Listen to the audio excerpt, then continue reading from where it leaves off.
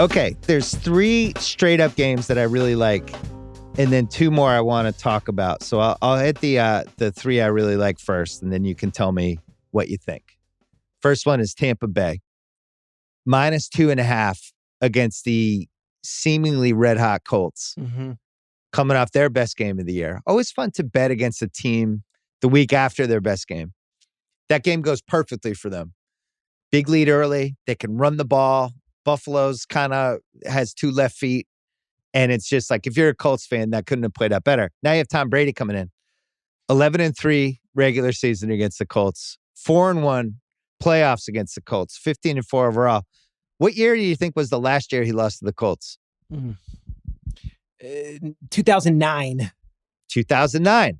Nice. That was a guess. Who was the team that ushered in Deflategate and tried to humiliate Tom Brady, led to a 4-game suspension, and tarnished his wonderful legacy? What team was that? That would be off a DeQuell Jackson interception by the Indianapolis Colts in the rain in Foxborough, yes. Brady does not like the Colts. I do believe with quarterbacks, I do think the great ones have like the 2 or 3 teams where they're just like, oh, I own these guys. And I think the Colts are one of them. We're getting less than a field goal in this game from Tampa. Tampa, good run defense. Now, New Orleans, who was the team that gashed them a little bit? New Orleans a couple weeks ago? Yeah, they ran all over them. Few teams have. Yeah. But on paper, we should get Vita Vea next week, I'm guessing. I don't know. Vea he was out in the warm-ups yesterday, like trying to test it out, which makes me think we might see him. Yeah. I don't know, man. I think Tampa's about to go on a run. You would bet against Indy after last week? I just have such a hard time thinking that, okay, after what they did to us when we took the Bills and ripped our heart out, and then the way they play, it's really responsible football. Taylor runs the ball, and Wentz, who's usually careless, does not make mistakes. Like, I watched that whole game, and there's 3rd and 6, and it's 3rd and 10, and it's like Wentz just making the smart pass in the rain. Think about what you're saying. You're talking about Carson Wentz. He's roping well. you in. He's sucking you in. Now you want to take him against Tom Brady. Think about that. Think about your words. There's so many games though this week. Why would you touch this one? It's more a Tampa play. That's why I want to talk about it, because getting less than a field goal, I think they're better. I think Tampa is still my NFC pick. If I had gun to my head, who am I taking the NFC? I still like them the most. At Indy this week, at Atlanta next week, Buffalo, New Orleans home, at Carolina, at New Jersey, home Carolina. I believe they're 2-3 on the road. They lost to Washington very recently. They're putting up a lot of points at home, and they're beating up on bad teams. Colts are not a bad team. Okay. Stay away, Bill. Next one is Miami, Carolina. Miami is getting 1.5. Who do you like? In Miami. Miami has won 3 straight. They're now 4-7. Now, granted, 2 of the teams they played stunk. One of them was Baltimore on a Thursday night. And the tendency is to be like, throw that away. Thursday night, stupid. But they still beat Baltimore. Yeah. Their defense seems like it's found a little bit of an identity the last 3 weeks. It's back to the blitz happy, Brian Flores-y kind of feel to it. They have no first round pick. Next week, bye. Okay. Next 2 weeks, Giants, Jets. There's a world where we look up and the Miami Dolphins are 7-7. And we're like, what? When did that happen? The Dolphins are 7-7? Yeah. This is now in play. You look at Carolina. Cam Newton, oh my God, it's great to see him back. Number 1. Boo! Tough. 18 first downs total last week for them. 3-12 on 3rd and 4th down combined. This is what we saw with the Pats. It's fine when it's 2nd and 3. It's fine when it's 3rd and 2. But once you go 3rd and 7, 3rd and 8, 3rd and 9, 3rd and 10, he's not hitting anybody. Guess what the longest play for a receiver was for them last week? This is against Washington. Washington, a team that had no Chase Young. Yeah. Who? How many yards? 13. Yeah, and their strength is Robbie Anderson going deep, and if you can't get him the ball, it's kind of ineffective. And then DJ Moore is great after the catch, but he also has some speed. If Cam can't get him the ball, it kind of dilutes their importance as well. So Miami's getting points here. And I don't know, is there a difference between these two teams? I just feel like we're getting 2 free points, and I like where things are going for Miami too. I don't think Carolina's very good, honestly. I'm down with that. I'll roll with Miami. They're hot. They've won 3 straight games. There's this feeling of like everyone counted us out. Let's rally around us. Blah blah blah. Blah. And I agree. Carolina does not scare me offensively, even with Christian McCaffrey. We saw it last week. I was thinking McCaffrey was going to gash Washington. It didn't happen. Miami's defense is better than Washington's. Yeah, you look at the Carolina quarterbacks since week 5. Passing yards, 177, 207, 112, 129, 172, 167, 189. 3 different quarterbacks. From a point standpoint, yeah, they whipped on Arizona, but that was Kyler getting scratched, and Arizona kind of threw that game away pretty quickly, and I think we overreacted a little on that one. Yeah, and Cam played 9 snaps in that game. The story afterwards was Cam Newton came back and had 2 touchdowns. He played 9. PJ Walker went 22 of 29 in that game and didn't get a name in the headline the next morning. It was like, Cam's back. He screamed at the cameras, and then it was like, I think Miami I think they load up. I don't think they're afraid of the long ball at all. I think they load up. They just try to take out McCaffrey, and they're blitzing every time it's 3rd and 5, 3rd and 6. Hey, listen, Miami beat the Pats week 1, and it was a good game. Tua, it seems like they figured out some of his limitations, and they've just kind of worked around them. The Gaskin, the running game's a little bit better. And Waddle's good. I traded in one of my leagues, but man, they're starting to really figure out how to use him in all these different ways. I like Miami plus 1.5. All right, we'll mark that one down. Next one is Vikes plus 3 against San Francisco. We've loved the Vikes this whole time. We rode them last week. They've been very precious to us this year. They're 5-5. They could easily be 8-2 with 3 plays. Rest of the way, at San Francisco, at Detroit. So they take care of business this week. All of a sudden, they're 7-5. Pittsburgh at Chicago, Rams at Green Bay, Chicago. Can you bet against San Francisco after the last 2 weeks, the way they've just manhandled opponents? Okay, who are the opponents?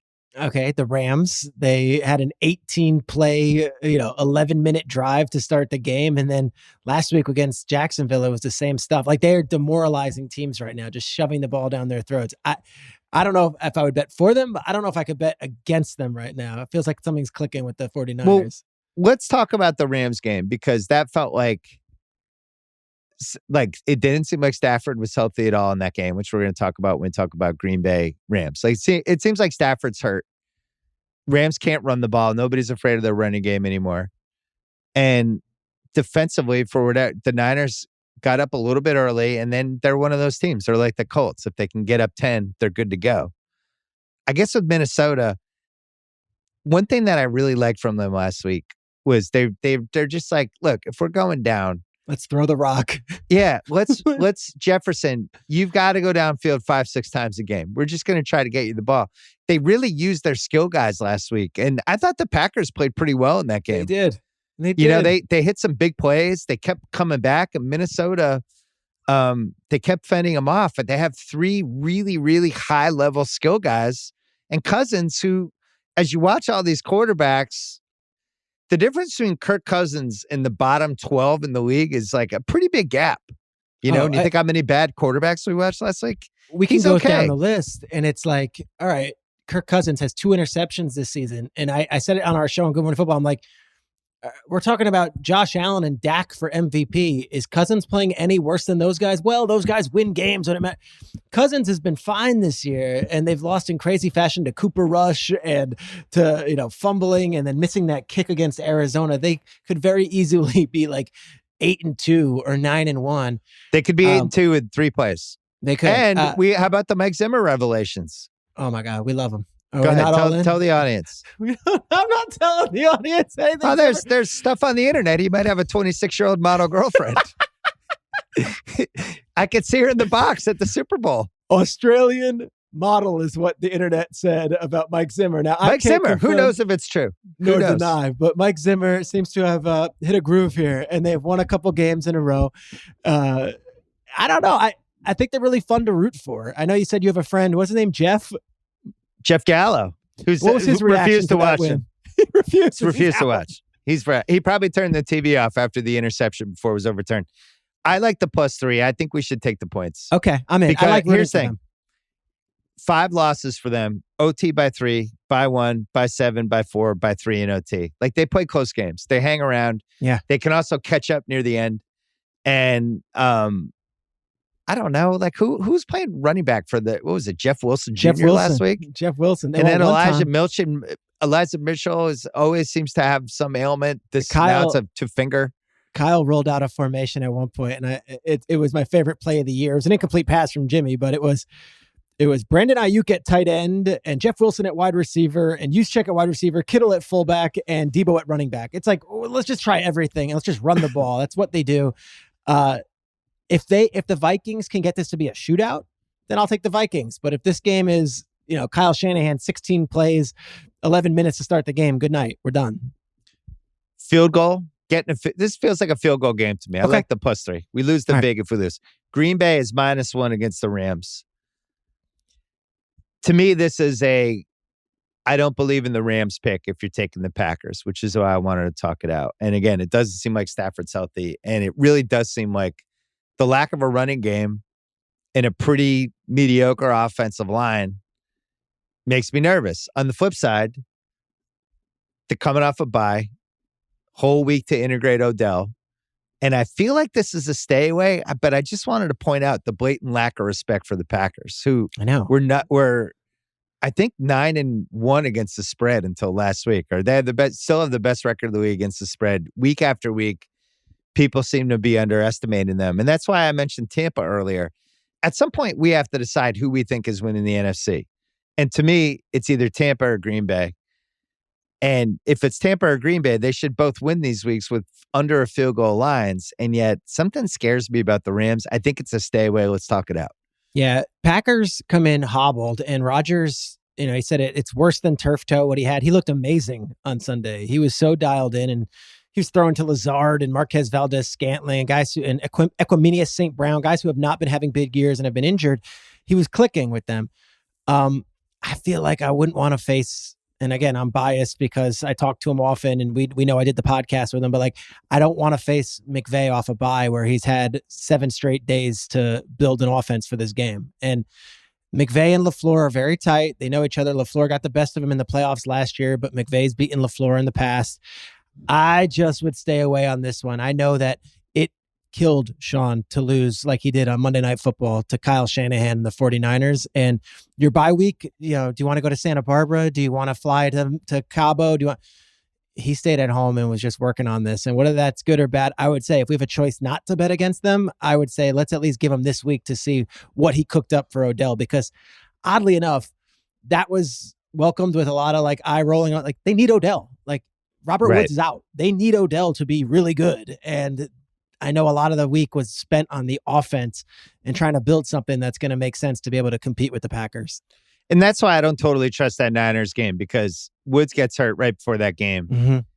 You're talking one above average skill guy at that point on their team, because Odell only played 9-10 snaps, and Stafford, who looked really hurt and like he needed a bye. And I just feel like that was one of those weeks. I'm not going to overreact to it. So last one. This would be an anti-Seahawks bet. Washington favored by 1 over Seattle. Wow, are they? Yeah. I think it's a stay away. I wanted to talk it out quick because it does feel like rock bottom for Seattle. And they've just had a bunch of bad drafts in a row. And then on top of it, they trade the 2 picks for Adams. The offense has been impotent. Terrible. The running back situation is as bleak as it's been for them. And Wilson looks like a guy who's got 6 games left and he's out. I just wish I liked Washington more. I feel like it's a stay away. But they did. They won for us last week. They went into Carolina and won that game. Heineke's got them playing well. And Gibson and McLaurin, they have a couple guys who really seem like they're competing and trying to make the playoffs, which I like. Could Seattle really lose again? Could Russell lose? I saw the craziest stat. The Cardinals actually sent it along to me that Colt McCoy is the only quarterback in the NFL to win in Seattle last season and this season, because Russell Wilson still has not won a home game, and he won one, McCoy, with the Giants last year, and Geno Smith's the only one to win at home this year for the Seahawks. It is that bleak. And gosh, if they lose to Washington, that starts to question, is Pete the guy moving forward? You start having all these questions because they were all in for this season and it's not happening. And the Adams trade looks like a mini catastrophe. Bad. All right. We'll stay away from that one. Just a couple other ones to mention really quick. I really wanted to bet against the Browns again this week, but I don't like the Ravens spot. And on a Tuesday where we have no idea what's going on with Lamar, there's too many questions. But the Ravens are minus 3.5 over the Browns. And I just don't see it with the Browns. I think the quarterback situation and the lack of firepower offensively is pretty much insurmountable. And they're in a position of a lot of teams. Like if they can get an early lead and just run the ball, they're okay. But I have no faith in their ability to come from behind by even 3 points. But sadly, we can't wager against them. Chargers, Broncos. Chargers minus 2.5 in Denver. And Denver's looking like a tad tasty. Because really, I'm staying away. But I'm just saying, Denver hurt our feelings recently. They did. The Chargers coming off the Sunday night comeback win, where you're like, oh, Chargers, they're back. And then you think like the Steelers, like basically everyone's hurt on their defense except Cam Hayward. Yeah. And should we be this excited about them? I think it's a stay away. Wanted to mention it. And then there's one game I really like, Bill. Let's hear it. Giants, Eagles. Eagles coming to town like a house on fire. Giants coming off one of their worst losses in recent memory. And Giants retiring Michael Strahan's jersey at halftime with a building full of Eagles fans. As I know, that's what's going to be the case. I just feel like you can't find two teams going in more different directions right now. Interesting. What is the spread on that one? Eagles minus 3.5 against the Giants. And the reason I stayed away was it looked like the most obvious pick of the week. Sometimes it's I didn't understand why it wasn't 6 the way the Eagles. So do you believe in the Eagles? Make the case for the Eagles just in general as a late bloomer team. Yeah, 200 yards rushing the last 2 weeks. Their quarterback Jalen Hurts has now had 50 yards rushing in 5 straight games. Last one to do that was Cunningham for the Eagles, and their offensive line is mauling teams. That Saints rush defense is number 1 in the league. They went for about 240 last week. Jeff Stoutland's the coach of that offensive line. And it's like Mailata, it was this project that they've built. And now he's one of the best tackles in the sport, just manhandling guys. Kelsey, Johnson, Driscoll, these guys were having such ease with that good New Orleans front.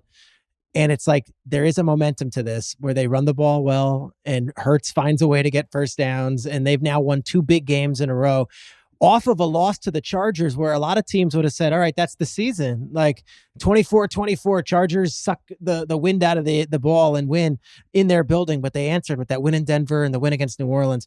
I feel like the Eagles are just getting started, and I mentioned it last week. It's picking up more speed now, but they play the Giants this week. They play the Jets the following week. They play Washington. They play the Giants again, and then they play the Cowboys. So that's at home. They don't have to board a plane the rest of the way. And I feel like they're feeding off that. And Sirianni, I said it before the season started, it's either going to be they believe in him or the veterans are going to roll their eyes. And right now it looks like they're believing in him. Can I interest you in a Pats Eagles plus 114 money parlay? I love that. Do you like that more than Pats Bills minus 102? I like both of those. This is the week, Bill. I think you talked me into that one. I'd like the money line more than the minus 3.5. Something scares me about that half point. Seems fishy. Put it this way. Who's taking the Giants plus 3.5 in that game? Name a person in your life who's like, you know who I like? The Giants. Freddie Kitchens' children. He's going to be calling the plays on Sunday. Jason Garrett's out. Freddie Kitchens calling the plays on Sunday? Oh, yeah. Oh, Freddie, my Lord. Back in the seat. Let's Jesus. go.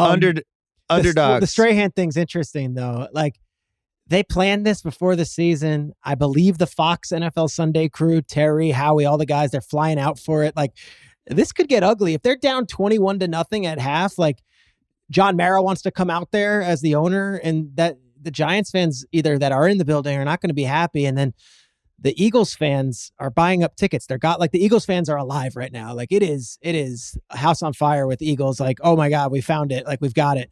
Giants are the opposite, right? Like this could get really ugly on Sunday. Jeff Chow and Chris Ryan from the Ringer, Philly fans, were asking me, what are we going to do about the Super Bowl? Can we be in the same suite? Like, or should we be in different suites? The Eagles are 5 and 6. They're asking about Super Bowl tickets. I'm all in on that. So Underdog Parlay of the Week. We came close last week. Steelers came all the way back. Oh my God. we've hit, I think, 3 during the season, but we've had We've been 3 good. more that we were winning with 2 minutes to go.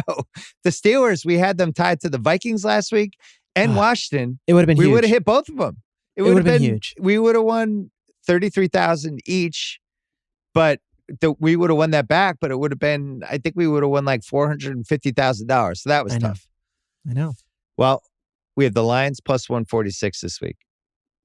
We can go back to the Steelers at plus 164. They are playing, I forgot to mention, they are playing, who are they playing? The Bengals. They're in Cincinnati. That's up to plus 166 on FanDuel. A lot of action today. A lot of action. People are alive. Plus 166, Steelers and the Bengals. And then we have the Vikings plus 134 in San Francisco. I think are the 3. I think it'd be fun to include the Lions in one of them just because it's Thanksgiving. So we would have all 3 Thanksgiving teams. Sure. Lions with Steelers plus 166. Okay. Or Lions with Vikings plus 134. My only issue with the Lions is that they haven't won a game yet, Bill. This will be it. It would be a very special underdog parlay. They're a really bad football team. They're really awful. It's one thing to say that they might win. It's another to say, let's go Lions. Then again, this is going to be one of the worst football games played all season. Why not have a dog in this fight? Why not pick the scrappy underdogs at home, playing for pride? I don't know if it's Goff. I don't know if it's Boyle. I'm with you. Let's go with the Lions. They're really awful. The Bears. Gosh. So the Bears are going to have Andy Dalton. Yep. And lots of rumors of the coach getting fired right after the game. And fired Nagy chance, not just at Bears games, but at a Bulls game last night. Sad. So it's pretty brutal. And they're really banged up on defense. Like, no Khalil Mack the rest of the year. No Mack, no Hicks, no Robin. Like they should have won that game against the Ravens. It's crazy they lost, but here we are. Isn't this the game the Lions have to win? If they don't win this one, when are they winning? They get. How do you see it though? How do you see it? We've watched a lot of Lions. You see DeAndre Swift just going nuts. Like, what do you see? Swift is probably feel good about him. I think they need a special teams play and Andy Dalton to be Andy Dalton. Okay. Would be the recipe. Yeah. And if you're Dan Campbell, this is it, right? You don't want to go 16-1 on the season. I think we put him in. What about Lions Steelers plus 554 and then a little Steelers Vikings plus 552? We do a little. You're big on the Steelers, even with all the guys being out. Like the Bengals, you didn't feel like that was a good win for Cincy? I'm not big on the Steelers at all. I'm just looking for underdogs. The weird thing about this week is that we don't have a lot of those like plus 150, plus 170 type of underdogs. We could do, let me see. I mean, this is why we talk it out. And the listeners might be like, guys, no, this is it. This is how it's done. Yeah, we had the Browns plus 158 against Baltimore, but we'd be banking on like Lamar not playing again.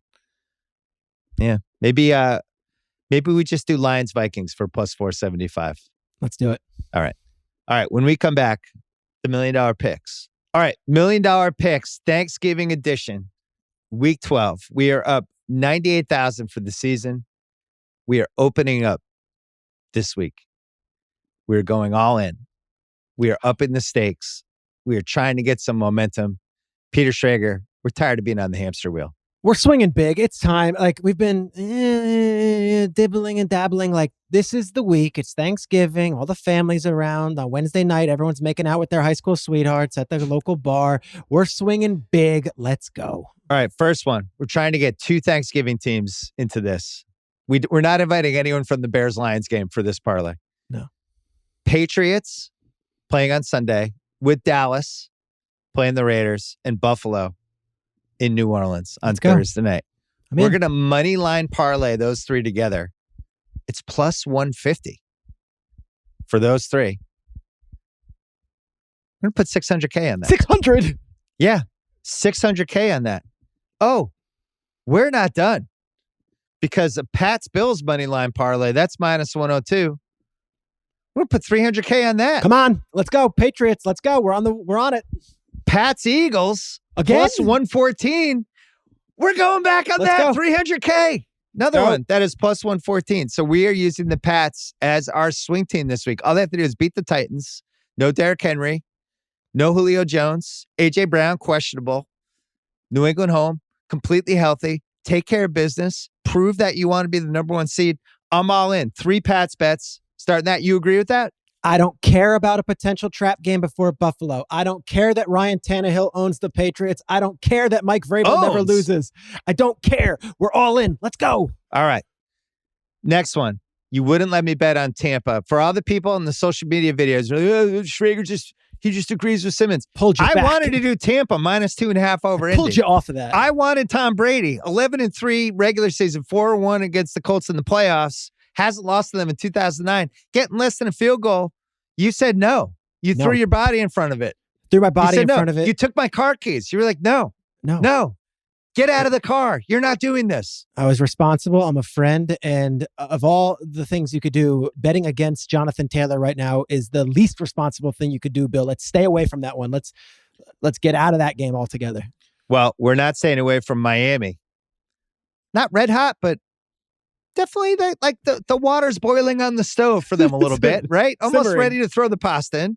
Miami 4-7 with the legitimate chance to be 7-7 in 3 weeks, because after this Carolina game, they have a bye. They play Giants and the Jets. We're going to take Miami plus 1.5 against Carolina and Cam Newton, who against Miami's defense, I think it's going to be Miami's defense. Jalen Waddle, they have no first round pick. This is their season. Brian Flores, very passionate guy in the locker room. Yep. Hey, guys, we're not out of this. 10-7 can make the playoffs. 9-8 might make the playoffs. We're not quitting. Sending the house against Carolina. Miami plus 1.5. We're going to go 250,000 on that. I'm in. Let's go. And then the Vikings. This one we talked about for a long time. We talked about it. I think I got you there. You were a little too excited about San Francisco killing Jacksonville and then beating the Rams without Robert Woods and Stafford all banged up and Odell coming in and get the lead. I'm not scared of the Niners. I'm not scared of the Niners. I'm not scared of play drive. I'm not scared of Kyle Shanahan and his .450 winning percentage. I'm not. You bet against Kyle Shanahan 55% of the time you're going to win because that's his career winning percentage. Vikes plus 3. I love that they lose by a field goal. You could still cover. And I think this is a field goal game. I think they have a chance to win. I love that they're airing out to Justin Jefferson. I like that Thielen got a little more involved. Mm-hmm. I like the Cook-Madison combo. And then Kirk Cousins. You see that list? 300 yards, 3 TDs, career games. And it's like all the great quarterbacks in history, ... and Kirk Cousins. It's like the old Jeff Ross joke. Like, it's an honor to be here with so many great comedians and Tommy Davidson. Love it, live in color. 2 interceptions on the year for Cousins. Say what you want about their record. They're 5-5. They've lost a lot of close games. Cousins has been money, and Cousins has put up big numbers. Can he go into San Francisco against his old mentor? Kyle Shanahan's his mentor. That's his guy. I think he can. Let's go. 250K in the Vikings. You want to put a little more on the Eagles? Do you have enough? Go. Do we have enough on the Eagles? You want a little more? You want Eagles minus 3.5? I'm envisioning all Eagles fans at this Giants game in MetLife. They're honoring Strahan, and half the place is wearing John Runyon jerseys. Let's go. How about this? You don't trust my Tampa pick. I don't totally trust the Eagles minus 3.5 because it looks too easy. What if we parlay them? What if we do a circle of trust parlay? Tampa minus 2.5, Eagles minus 3.5. We'll put, I don't know, 150K on it plus 260 parlay. This is a wonderful idea. Circle of trust. You and me. Tom Brady, Jalen Hurts, 150K to win plus 260 if we hit that. Did you see that Many Saints of Newark? The little pinky swear at the end? Yeah. That's what I feel like we're doing here. That's it. There you go. Me, pal. Last one, Underdog Parlay of the week. Not a lot of great candidates this week. No. We came off last week. We almost hit on both of them. And then the Steelers, who I think the D-back might have been concussed, forgot to cover Mike Williams. He just got hit knee in the head 8 minutes ago. And Mike Williams is running right by him. We're going to do a little sprinkling. We want to get the Lions-Bears game involved in Thanksgiving. Okay. It's going to be awful. It's the Lions' one chance to win. We're going to take the Lions. We're going to put them with the Vikings. Plus 475. Little sprinkling, 33K on that. Just to say we did it. To borrow a Thanksgiving analogy, this is like, do we also need the sweet potatoes with the brown sugar on top? We have so many other things. It's like, yeah, let's get the sweet potatoes. Why not? You're already pot committed with all the other stuff. You might as well. We have 9 different hors d'oeuvres on the table.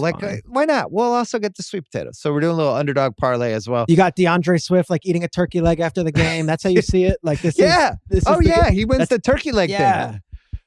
Oh, I wish we could bet on that. Can we bet that? Does FanDuel have that? What is it? It's a Fox game. What's their thing? It's a turducken, I think. I think it's like, yeah. Well, they do have either DeAndre Swift or David Montgomery to have 100 yards plus rushing is plus 125. This feels like a Swift game. Let's go big on Swift. You want to do anything on individual odds? You want to do a little DeAndre Swift? Why not? 100K yards rushing? Let's go. You know what we'll do? I have an idea. You can bet on FanDuel most rushing yards for the day. DeAndre Swift plus 450 to have the most rushing yards of anyone on Thanksgiving. Here are the other nominees. Montgomery plus 250. Zeke Elliott plus 430. Ingram plus 450. Josh Jacobs 5-1. Josh Allen 10-1. Ooh. Here's why I like Swift. Got Penei Sewell up front. They're trying to prove themselves. Last year's second-round pick, this year's first-round pick. They're getting their first win. It's going to be a close game. It's going to be one in the trenches. DeAndre Swift goes for 123 and 3 touchdowns. Let's go. 33K on that. Those are the $1 million Thanksgiving picks. That's okay. 8 on the let's go scale, I feel like. That was a 10. All right, let's go. We're all in this week. Let's go.